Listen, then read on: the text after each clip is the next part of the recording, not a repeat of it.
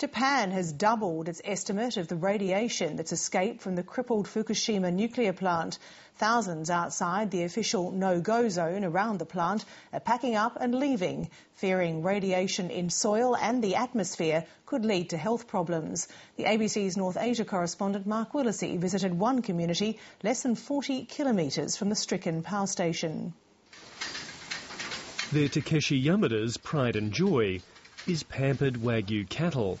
But in a few days, this Fukushima farmer will have to say goodbye to his home and his herd. I can't plant or harvest any crops this year. We don't know when we'll be allowed to farm again. I think not for another 10 years at least. Takeshi Yamada's farm is less than 40 kilometres from the Fukushima nuclear plant. And with radiation levels soaring, this community is being asked to leave. The nearby townsfolk in Iitate, home to 6,000, is also being evacuated. This village was supposed to have been evacuated last month, but hundreds here are still hanging on, and that's despite the fact that radiation levels, which can be measured with a Geiger counter like this, are still well above World Health Organization limits. Yoshitade Yamada is one of those toughing it out, ignoring pleas for him to leave voluntarily.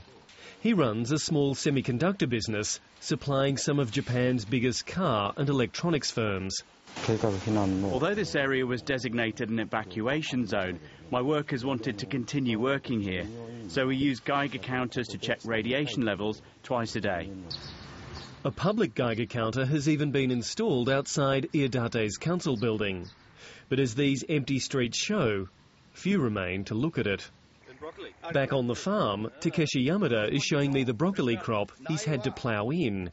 Along with the rice, tobacco and garlic, he's forced to leave in the ground to rot. Our home wasn't destroyed by the earthquake or the tsunami, but we have to move because of radiation. I feel very confused. For the people of Fukushima, this is the hardest thing, not knowing when they'll be allowed to return.